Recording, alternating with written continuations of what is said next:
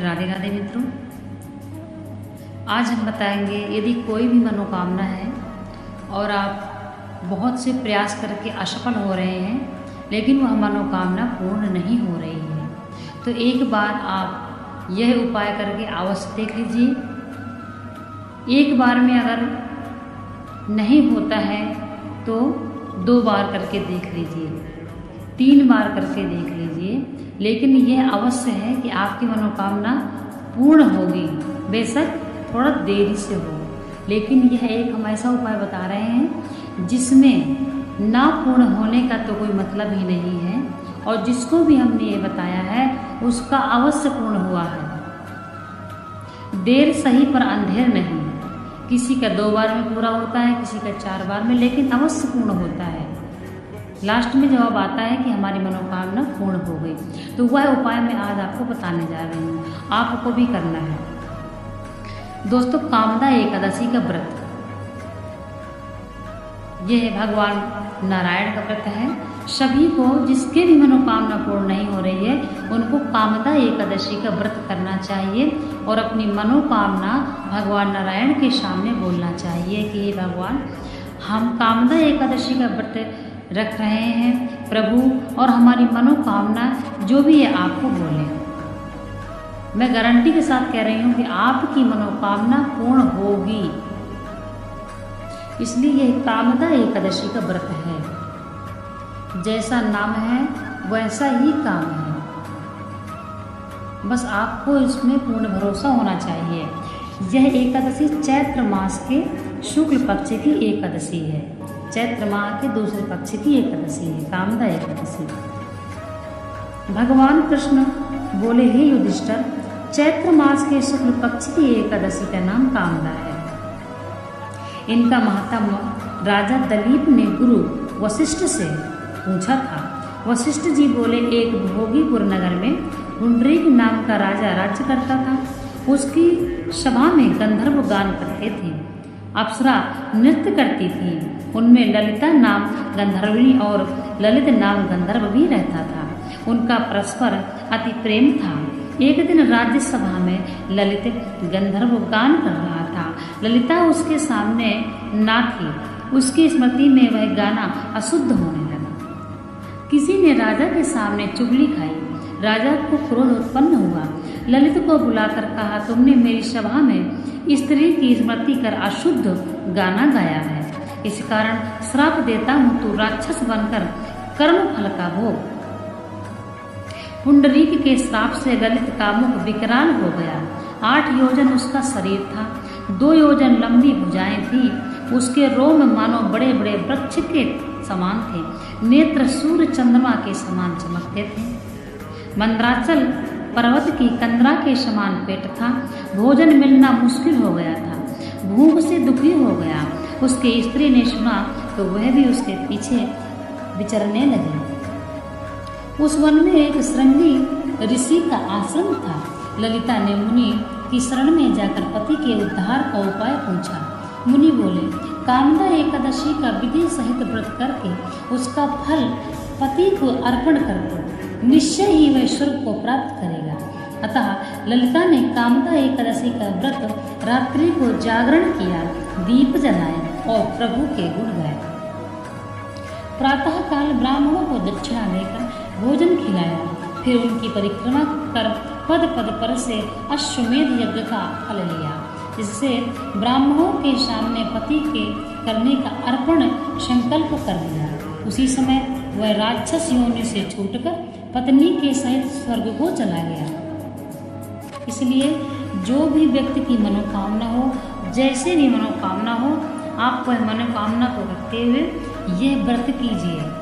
कामदा एकादशी का व्रत है। लेकिन हाँ, यदि आप कोई ऐसी मनोकामना रखते हैं जो गलत है, बहुत से लोग होते हैं जो गलत भी मनोकामना रखते हैं। मान लीजिए कोई किसी का बिगाड़ चाहता है, या कोई दूसरे कोई दूसरे पति पत्नी को अलग करना चाहता है, या कोई बहू अपने पति को उसके माता से अलग करना चाहती है, यानी कि माता और पुत्र को अलग करना चाहती है। ऐसे बहुत से लोग हैं जो गलत धारणा लेकर, गलत मनोकामना लेकर जो करते हैं, वह कभी भी ऐसा ना करें, क्योंकि गलत छल कपट और झूठ द्वेष से नारायण को बहुत ही ज़्यादा क्रोध है। यदि आप ऐसा करते हैं, गलत भावना रखकर किसी के बिगाड़ के लिए ये एकादशी व्रत करते हैं, तो कदापि ना करें, क्योंकि यह कोई तंत्र विद्या नहीं है। यह प्रभु का, इसमें भगवान की पूजा है और भगवान से इसमें आपको प्रार्थना करनी है। इसलिए अच्छे रिश्ते, यदि किसी के रिश्ते खराब हों, मियाँ बीवी में ना बनता हो, या किसी के बाल बच्चे ना हो रहे हों, या फिर धन दौलत की कमी रहती हो, या कोई और इस तरह की संबंधित आप मनोकामना की, कोई नौकरी के लिए कर रहा हो, कोई बिजनेस के लिए कर रहा हो, तो कर सकता है। यानी मार्ग सही होना चाहिए, तो आपकी मनोकामना अवश्य पूर्ण होगी। और यदि गलत आप सोच रख के, अपने मन में यदि गलत मनोकामना रख कर के आप यह व्रत करते हैं, तो निश्चय ही आपका पतन हो जाएगा, क्योंकि यह एकादशी का व्रत है, कोई तंत्र विद्या नहीं है। इस बात का ध्यान दें। मनोकामना जो भी है, तो उसमें किसी का अहित वाला नहीं होना चाहिए। अपना भला तो, यानी जग भला तो अपना भला, सभी की भलाई का ही होना चाहिए। यदि सभी का भलाई का नहीं कर सकते हो, सिर्फ अपनी ही भलाई का करिए, परंतु किसी की बुराई का नहीं। इसलिए इस बात का ध्यान दें। आप कामदा एकादशी चैत्र मास के शुक्ल पक्ष में आती है, आप याद रखिएगा। और इस व्रत को ब्रह्म मुहूर्त में उठना है आपको, और स्नान करके मंदिर जाना है। वहाँ भगवान के सामने ये प्रार्थना करनी है, संकल्प करना है कि हे भगवान, मैं अपनी यह मनोकामना रखते हुए कामदा एकादशी का व्रत धारण कर रहा हूँ। प्रभु, आप मेरी मनोकामना को पूर्ण करें। ऐसे आपको भगवान के सामने संकल्प लेना है और अपने घर की पूजा करनी है। और मैं एकादशी के दिन बिल्कुल याद रखें, जो भी व्रत करेंगे तो दशमी के दिन से ही प्याज, लहसुन, मसूर की दाल, चावल, इन सब तामसिक वस्तुओं का त्याग कर देना है। फिर आपको बड़े ही सात्विक मन रखना है, और सात्विक मन से एकादशी का व्रत सभी को जो भी करते हैं, सब वैसे तो सभी को करना चाहिए। और महीने में 2 एकादशी आती हैं, तो सभी को ये व्रत करना चाहिए। फिर आपको पूजा करनी है, और आप फलाहार रह सकते हैं, फल इसमें खा सकते हैं। जल, यदि आप फल भी नहीं खाना चाहते हैं, तो आप जल पीकर रह सकते हैं। ये आपके ऊपर डिपेंड करता है कि आप कैसे रहना चाहते हैं। लेकिन अन्न बिल्कुल छूना नहीं है, ना ही एकादशी दिन अन्न दान करना है, और ना ही किसी का कुछ अन्न लेना है, और ना ही देना है। यदि आप दान करना चाहते हैं, तो आप फल दान करें, और ब्राह्मण को दान करें फल। याद रखें, अन्न से बनी किसी प्रकार की मेवा मिष्ठान का भगवान को भोग न लगाएं, और ना ही किसी को दान में दें। एकादशी का जो दान होता है, अन्न का दान होता है, वह द्वादशी को किया जाता है। इसलिए द्वादशी को प्रातः उठकर आप पारायण का समय पहले से पता कर लें, और पारायण के समय से पहले अपनी पूजा निपटा लें। पूजा होने के बाद आप ब्राह्मण को दान दें, ब्राह्मण से आशीर्वाद लें, और कन्याओं को दान दें, और अपने व्रत का पारण करें। पारण कैसे करना है? एक तुलसी का पत्ता लेना है, और नारायण का ध्यान करते हुए उस पत्ते को खा करके फिर 4 दाने चावल आपको खाना है। इसके पश्चात आप कुछ भी खाएं।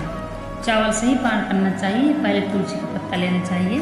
तुलसी का पत्ता लेने का विधान इसलिए है, यदि एकादशी के व्रत के दौरान किसी ऐसे नास्तिक व्यक्ति से बात हो जाती है, या किसी कोई हमसे गलत बात कर रहा है, उसमें हम हाँ बोल देते हैं, तब भी हमारा व्रत खंडित होने के वो रहता है। इसलिए अगर ऐसा कुछ आपसे होता है संदेह दिन में कि हमने गलत कर दिया, तो आप स्नान करके नारायण से तुरंत क्षमा मांगिए।